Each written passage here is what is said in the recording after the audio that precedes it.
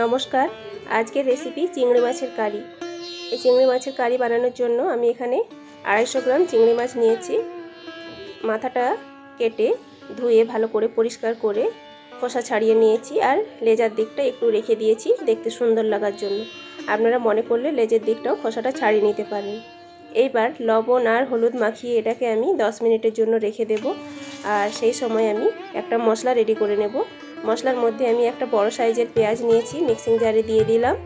আর দিয়ে দিচ্ছি একটা কাঁচা লঙ্কা, হাফ ইঞ্চ আদা, আর 8 থেকে 10টা রসুনের কোয়া, আর সামান্য জল দিয়ে এটাকে একটা ফাইন পেস্ট বানিয়ে নেব। ফাইন পেস্ট বানানো হয়ে গেছে। এইবার একটি গ্যাসে প্যান বসিয়ে দিয়েছি গরম হওয়ার জন্য। তেল দিয়ে চিংড়ি মাছগুলো ভেজে নেব। একটা চিংড়ি মাছ দিয়ে দেখে নিচ্ছি তাওয়াটা ভালো করে গরম হয়েছে নাকি। গরম হয়ে গেছে। এবার সবগুলো চিংড়ি মাছ আমি দিয়ে দিচ্ছি। চিংড়ি মাছগুলো হালকা করে ভেজে নেব, খুব বেশি ভাজবো না, যাতে করে খুব শক্ত না হয়ে যায়। শক্ত হয়ে গেলে চিংড়ি মাছের যে কোনো রেসিপি খেতে ভালো লাগে না। চিংড়ি মাছগুলো প্রায় ভাজা হয়ে গেছে। এবার আমি গ্যাস বন্ধ করে চিংড়ি মাছগুলো তুলে রাখছি। আমি কয়েকটা নারকেল নিয়েছি, কয়েক টুকরো। নারকেলটা পেস্ট বানিয়ে নারকেলের দুধটা বের করে রেখে দেব। আর একটি গ্যাসে প্যান গরম করতে দিয়েছি। প্যানটা গরম হয়ে গেলে 3 থেকে 4 টেবিল চামচ তেল দিয়ে ওতে মশলাটা দিয়ে দিয়েছি যেটা বেটে রেখেছিলাম।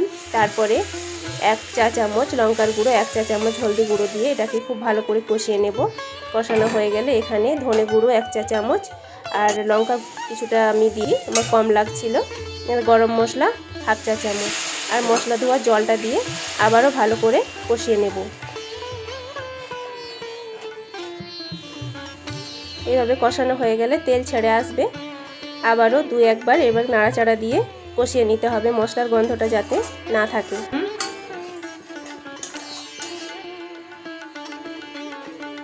এইবার যে আমি নারকেলের দুধটা বের করে রেখেছিলাম, জল দিয়ে পিষে রেখেছিলাম, ওটাকে ছেঁকে নিয়েছি। নারকেলের শক্ত অংশটা ফেলে দিয়েছি, আর লিকুইড অংশটা নিয়ে ওটাই আমি কারির মধ্যে দিয়েছি। ওটাতেই কারি ফুটে উঠবে, কোনো আলাদা করে জল দেব না।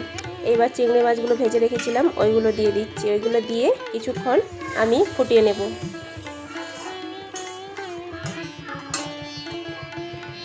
এইবার দিয়ে দিচ্ছি স্বাদ মতো লবণ আর হাফ চা চামচ চিনি, এটা অপশনাল, আপনারা চাইলে দেবেন।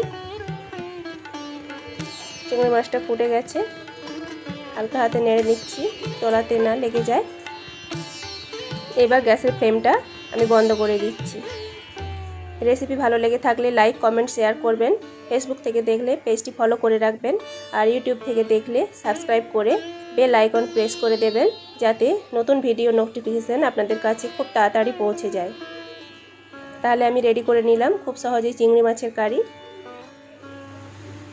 অনেক অনেক ধন্যবাদ বন্ধুরা। তাহলে ফিরে আসছি পরের অন্য কোনো নতুন ভিডিওতে।